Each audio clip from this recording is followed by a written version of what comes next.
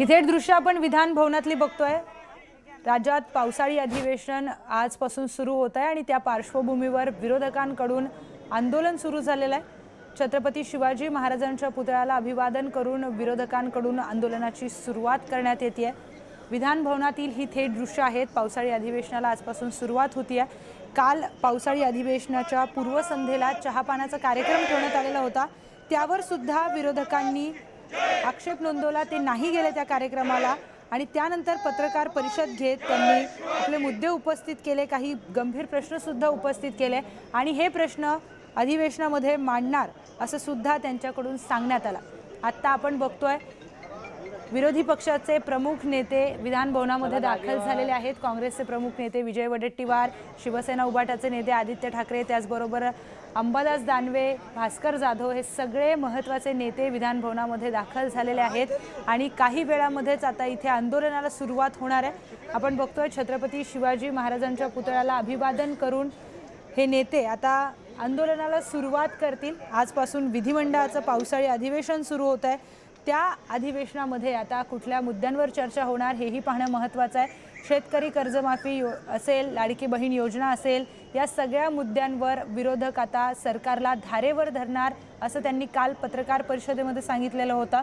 त्याचनुसार आता आज कुठले मुद्दे उपस्थित होतात हेही पाहणं अत्यंत महत्त्वाचं आहे। काल चहापानावर बहिष्कार टाकण्यात आलेला होता आणि आता आपण बघतोय ही थेट विधिमंडळाची दृश्य आहेत। पावसाळी अधिवेशनाचा पहिला दिवस आणि विरोधकांकडून छत्रपती शिवाजी महाराजांना अभिवादन करून आता विरोधक विधिमंडळाच्या या अधिवेशनामध्ये आपला सहभाग नोंदवत आहेत।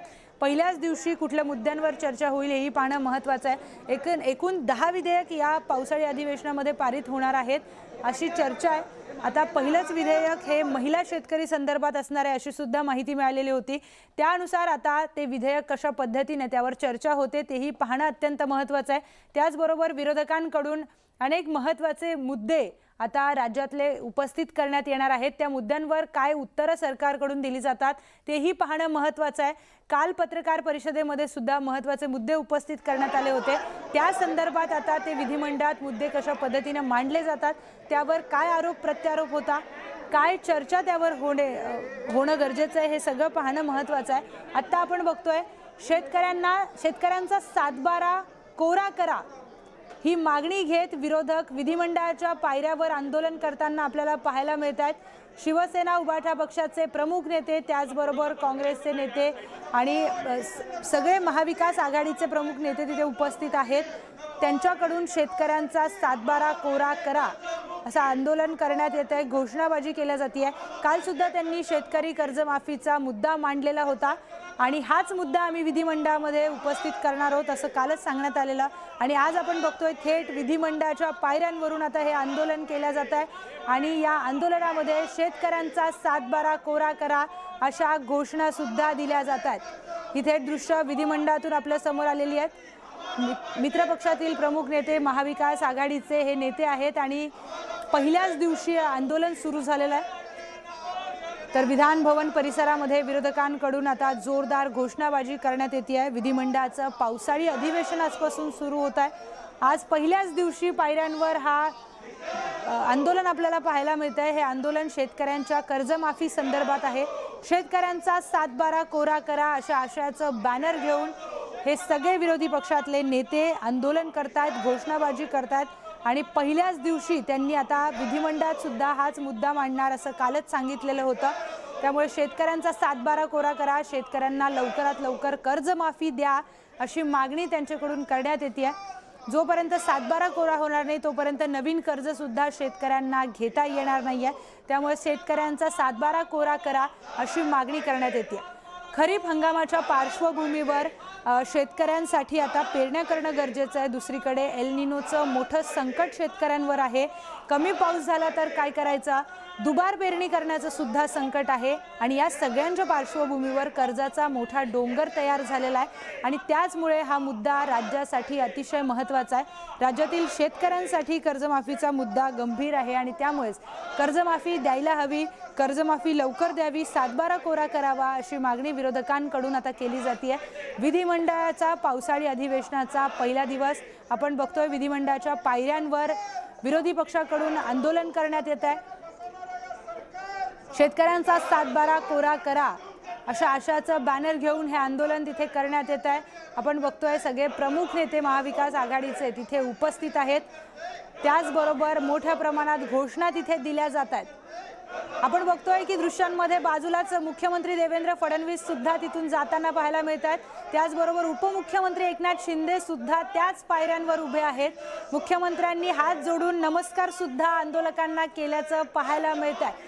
महायुतीचे प्रमुख नेते बाजूंनी जात असताना महाविकास आघाडीच्या नेत्यांकडून शेतकऱ्यांसाठी आंदोलन केलं जात आहे। विधिमंडळाच्या पायऱ्यावर हे दृश्य खरंच पाहण्यासारखं आहे। एकीकडे आपण बघतोय विरोधकांकडून शेतकऱ्यांचा सातबारा कोरा करा यासाठी आंदोलन करण्यात येत आहे आणि दुसऱ्याच बाजूला आपण आता पाहिलं मुख्यमंत्री देवेंद्र फडणवीस, उपमुख्यमंत्री एकनाथ शिंदे आणि त्यांच्यासोबत महायुतीचे प्रमुख नेते शंभूराज देसाई असतील, इतरही पदाधिकारी हे बाजूने जाताना पाहायला मिळालेत। मुख्यमंत्र्यांनी मात्र या विरोधकांकडे बघून नमस्कार केला आणि एक स्माइल देत ते तिथून निघालेले आहेत। तो आता आपण बघतोय की जोरदार घोषणाबाजी तिथे सुरू झालेली आहे। उभाटा पक्षाचे प्रमुख नेते आहेत, अंबादास दानवे तिथे आहेत, त्याचबरोबर सचिन अहिर सुद्धा दृश्यांमध्ये पाहायला मिळतात। दुसरी दृश्य आता समोर आलेली आहेत। आत्ताच विधिमंडळाच्या पायऱ्यांवरून मुख्यमंत्री देवेंद्र फडणवीस, उपमुख्यमंत्री एकनाथ शिंदे, उपमुख्यमंत्री सुनेत्रा पवार, शंभूराज देसाई असतील सगळे प्रमुख नेते हे आता छत्रपती शिवाजी महाराजांना अभिवादन करतात। विधिमंडळाच्या अधिवेशनाचा पहिलाच दिवस आहे। पहिल्याच दिवशी ही दोन दृश्य अतिशय बोलकी आहेत। एकीकडे आपण बघतोय की महायुतीच्या प्रमुख नेत्यांकडून, सत्ताधाऱ्यांकडून छत्रपती शिवाजी महाराजांना अभिवादन करण्यात येत आहे। पुष्पहार अर्पण करून महाराजांना अभिवादन करण्यात येत आहे आणि दुसरीकडे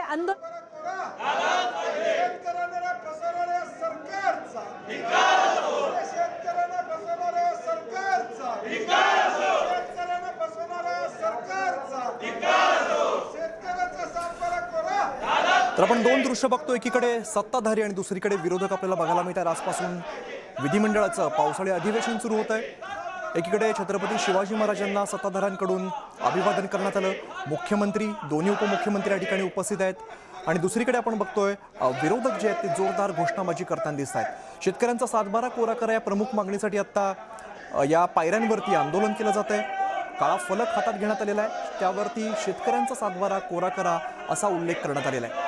विरोधकांची प्रमुख मागणी या अधिवेशनात बघायला मिळते, शेतकऱ्यांचा सातबारा कोरा करणं ही प्रमुख मागणी। आपण दुसरीकडे दृश्य बघतोय ती छत्रपती शिवरायांना अभिवादन करून सत्ताधारी जे आहेत ते आता पुन्हा एकदा खाली उतरताना आपल्याला बघायला मिळत आहे। मुख्यमंत्री देवेंद्र फडणवीस, उपमुख्यमंत्री एकनाथ शिंदे आणि उपमुख्यमंत्री सुनेत्रा पवार या सुद्धा या ठिकाणी उपस्थित आहेत। विधिमंडळाचं पावसाळी अधिवेशन आज सुरू होत आहे, तर दुसरीकडे विरोधकांची सरकार विरोधात जोरदार घोषणाबाजी बघायला मिळते। राज्यात आजपासून पावसाळी अधिवेशनाला सुरुवात होते आणि पावसाळी अधिवेशनात विरोधक जे आहेत ते सरकारला विविध मुद्द्यांवरून घेरताना दिसत आहेत। शेतकरी कर्जमाफी असेल, लाडकी बहीण योजना असेल आणि पक्षफुटीच्या मुद्द्यावरून सुद्धा विरोधक सरकारला घेरण्याची शक्यता आहे। हे सगळे सवाल त्यांना विचारले जातील, त्यामुळे सत्ताधाऱ्यांकडून सुद्धा याला काय उत्तर येतात हे पाहणं महत्त्वाचं असणार आहे।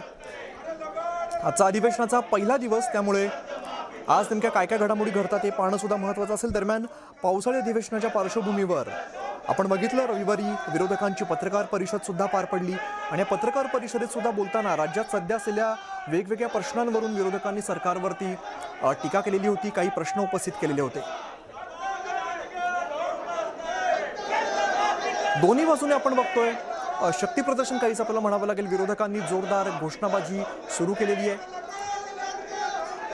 शेतकऱ्यांची कर्जमाफी करा, सातबारा कोरा करा ही प्रमुख मागणी आता आपण बघतोय। पुन्हा एकदा सत्ताधारी आणि विरोधक एकमेकांना आपल्याला क्रॉस होताना दिसत आहे।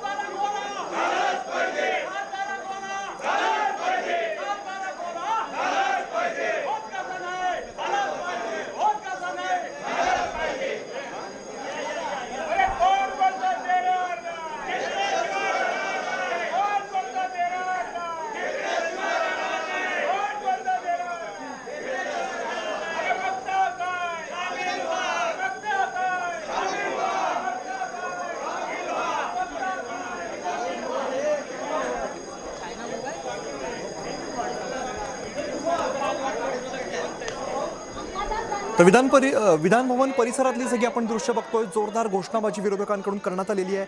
राज्यात आजपासून पावसाळी अधिवेशनाला सुरुवात होती आहे आणि पावसाळी अधिवेशनात विरोधक सरकारला विविध मुद्द्यांवरून घेण्याची शक्यता आहे. यामध्ये प्रमुख मुद्दा जो आपल्याला म्हणावा लागेल, ज्यावरून आता जोरदार घोषणाबाजी झाली,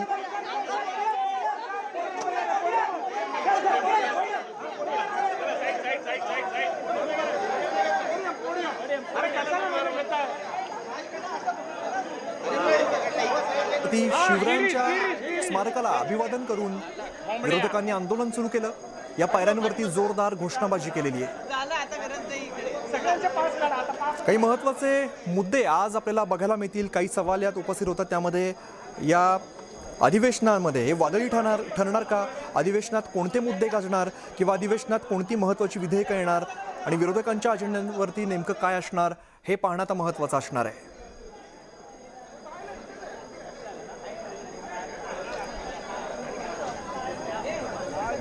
3 बजे हम सभी जो हमारे 6 के 6 सांसद हैं जिन्होंने यहाँ पे शिवसेना शिंदेगढ़ में, यानी हम शिंदेगढ़ ऐसा नहीं बने बोलेंगे, यही हमारी शिवसेना है, शिवसेना में शामिल होने का निर्णय ले लिया है. अब पहले हमारे 7 और ये 6 मिला के 13 हमारे सांसद हो गए. हमारे मुख्य नेता आदरणीय एकनाथ शिंदे साहब के ऊपर विश्वास. जे भाजपचे उमेदवार जे ओरिजिनल राष्ट्रवादीचे होते पण भाजपचे ते निवडून आले, अविनाश ब्राह्मणकर, त्यांना मी मनापासून शुभेच्छा देतो. आणि देवेंद्र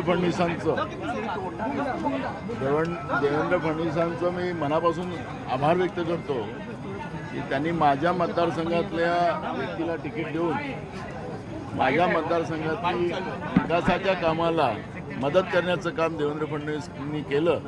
त्याबद्दल मी देवेंद्र फडणवीसांचंही मनापासून आभार व्यक्त करतो. राहिलं नागपूरमध्ये काँग्रेसची मतं फुटली असं तुम्ही म्हणता, भंडारा गोंदियामध्ये भाजपची मतं फुटलीत. 330 मतं भाजपजवळ होती, 119 मतं आमच्याजवळ होती, 500 बहुमत त्यांच्याजवळ होतं आणि आम्हाला आता 152 मतं मिळाली. मग भंडारा गोंदियामध्ये भाजपची मतं फुटलीत. त्याच्यामुळे नागपूरची कहाणी सांगून भंडारा गोंदियाचं पाप लपवण्याचं काम भाजप करत असेल तर हे दुर्भाग्य आहे. आणि मला असं वाटतं की दमदाटीच्या, पैशाच्या प्रलोभनात, पोलिसांच्या दबावाच्या खाली या पद्धतीचं हे मतदान यावेळेस करण्याचं काम झालं. भाजपची मोठ्या प्रमाणात मतं फुटणार होती पण दबावामुळे ती फुटले नाहीत. कारण की त्यांना ह्या सरकारचं जे शेतकरी विरोधी धोरण आहे, तरुणांच्या विरोधातलं धोरण आहे, महागाईच्या विरोधातलं धोरण आहे, ते या भाजपवाल्यांनाही आता मान्य नाही, भाजपच्या खालच्या कार्यकर्त्यांनाही मान्य नाही. अशी परिस्थिती आज महाराष्ट्रामध्ये आहे. गोकुळ गीते यांचा विजय झाला आहे, त्यामुळे कुठल्या कुठे एकनाथ शिंदेने शिवा दिलेला आहे का? त्यांच्यात तर माहितीमध्ये आपसातले खूप मोठे भांडणं आहेतच, हे आपल्याला पाहायला मिळतात. एखाद्या वेळेस ते दोघेही एकत्रित येतात. परंतु नाना, एकीकडे महायुतीची सातत्याने मतं जी आहेत ती फुटतात आहेत. जशा पद्धतीने नागपूरमध्ये झाली, अकोल्यामध्ये म्हणजे तुम्ही भंडारा गोंदिया सांगतात, तशा पद्धतीने सातारा सांगलीमध्ये पण भाजपची जवळपास 100 मतं फुटलेली आहेत. मी तुम्हाला सांगितलं कारण, कारण भाजपची खालची लोक सुद्धा आता या सरकारच्या आणि केंद्र सरकारच्या ज्याच्यामुळे त्रासलेली आहेत आणि त्यांना असं वाटतं की आता महाविकास वाढ होते. आणि म्हणून मला असं वाटतं ही कर्जमुक्ती महत्त्वाची आहे. हा 7/12 कोरा गेला पाहिजे. शेतकऱ्यांच्या या भावना आहे आणि त्या आम्ही, मला असं वाटतं, पायऱ्यावर आंदोलन करून व्यक्त केलेल्या आहे. शेतकऱ्यांची कर्जमाफी नाही झाल्यामुळे प्रत्येक ठिकाणी आंदोलनं पाहायला मिळाली. बिलकुल आंदोलनं झालेली आहेत आणि हे आंदोलनं आता विधान भवनावर पोहोचलेलं आहे. सर, आज आपण जर पाहिलं तर नाशिकमध्ये शिंदेचं एकनाथ शिंदे यांच्याबद्दल मोठा गेम झाल्याचं पाहायला मिळते. महायुती असाच होणार आहे, तो गेम असाच होणार आहे. त्यांना वाटतं की आपण फार मोठे होतोय पण भारतीय जनता पार्टी असाच गेम करणार आहे. गनिमत आणखी 2-3 ठिकाणी झाला असता पण ते वाचले एकाच ठिकाणी झाला. आता ज्या पद्धतीने गर्दी वाढते, 6 खासदार भविष्यात यांच्यासोबतही असाच गेम होईल. पण जे गेलेले त्यांचं काय आता परिस्थिती जाऊन बघा तुम्ही. त्याच्यावर मला असं वाटत नाही की सगळे लोक नुसते काही प्रलोभनं, आश्वासनं, सत्ता संपत्तीच्या प्रलोभनाने जात असतील. पण मला असं वाटतं जो स्वाभिमान आहे, निष्ठा आहे, ती तर महत्त्वाची, ती यांनी सगळी गहाण ठेवलेली. काल मुख्यमंत्र्यांनी सांगितलेलं आहे की ऑपरेशन टायगर हे सक्सेसफुल झालेलं आहे. एकनाथ शिंदे मला असं वाटतं ज्यावेळेस ते ऑफिशियल डिक्लेअर करतील त्यावेळेस त्याच्यात बोलू. आज संध्याकाळी 4 वाजता एकनाथ शिंदे हे पत्रकार परिषद घेणार आहे. खासदार सुद्धा उपस्थित राहणार. काही हरकत नाही. या गोष्टी होत असेल, मला असं वाटतं या गोष्टी झाल्या असतील तर त्याला मला असं वाटतं काही हरकत नाही. शिवसेना माननीय उद्धवजींच्या नेतृत्वाखाली या लोकांना मतदारसंघात तोंड दाखवायला जागा ठेवणार नाही आणि येणार का ज्या निवडणुका येतील त्या शिवसेनेचे तरुण लोक आम्ही निवडून आणू.